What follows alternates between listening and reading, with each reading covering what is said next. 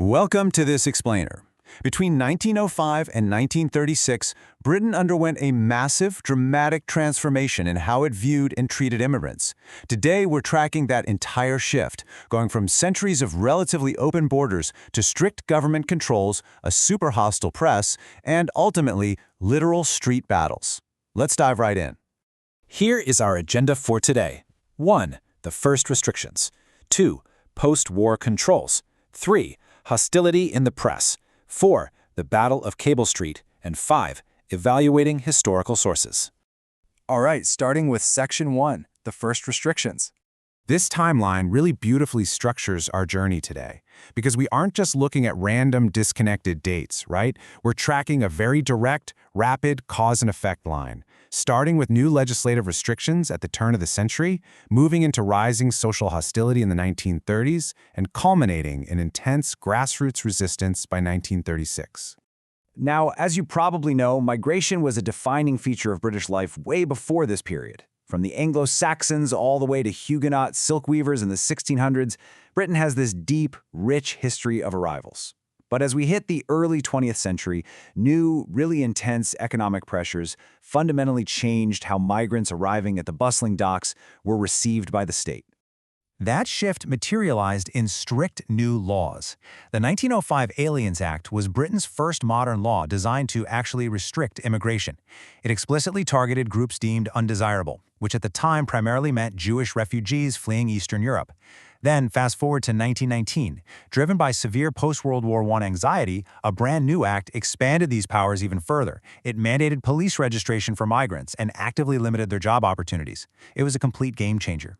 Which brings us to Section 2, post-war controls.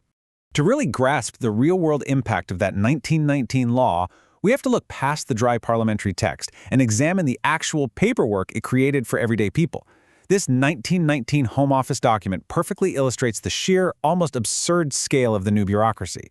With all its official seals and stamps, this wasn't just a gentle suggestion. It was a rigid, heavy-handed system designed to track, monitor, and even deport individuals, basically throwing up massive administrative walls to protect a highly pressured post-war labor market.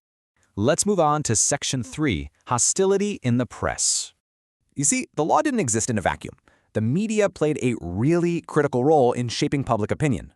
Politicians and pressure groups increasingly blamed migrants for complex domestic issues, things like poverty and overcrowding. Instead of addressing the root causes, the press offered up a convenient scapegoat. The Daily Mail, for instance, published articles as late as August 1938 that showed clear, explicit hostility towards Jewish refugees seeking sanctuary. By oversimplifying these really complex social hardships, this rhetoric essentially transformed broad social anxiety into fierce, directed prejudice against minority communities. Okay, Section 4, the Battle of Cable Street. Eventually, that kind of hostile press rhetoric has physical consequences. This mounting anti-foreign sentiment reached an absolute boiling point in 1936. The 1930s saw the emergence of extreme political rhetoric and fascist groups in Britain. Leveraging the exact economic fears and press hostility we just talked about, these groups actively targeted Jewish communities in urban areas, specifically places like East London, where a lot of migrant families had settled.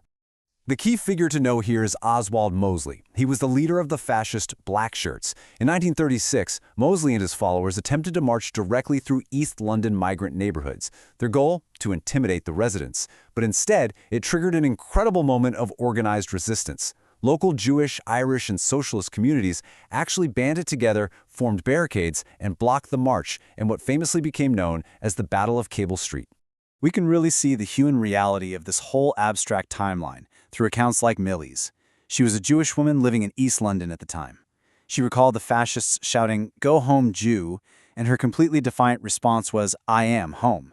She noted that they'd chase her, but added, "They never caught me, mind. I could run faster." First-hand accounts like hers remind us that migration history isn't just about government exclusion from the top down. It's equally about the fierce, everyday resilience of the people actually living through it. And that leads us to our final part, Section 5, Evaluating Historical Sources. As we build a complete study guide of this era, we have to process personal accounts, like Millie's, alongside government legislation with really rigorous scrutiny. We can't just take things at face value, right? We have to evaluate the content. What does the source actually say? The provenance, who made it, And did they have first-hand insight? The purpose, was it made to highlight the evils of an opposing side? We also have to weigh the reliability and the limitations. For instance, did the time lapse between 1936 and the interview affect the person's memory? As historians, we literally always have to ask, who made this? Why was it made? And what might it be leaving out? So based on the evidence we've structured in our explainer today, from that strict 1919 Aliens Act to a hostile press blaming minorities for complex social problems, all the way to the intense street battles at Cable Street, what is your ultimate conclusion? Was early 20th century Britain fundamentally becoming more hostile to migrants, or was it defined by a really complex tug-of-war between state exclusion and fierce community resistance? Keep thinking critically about the sources and definitely keep exploring.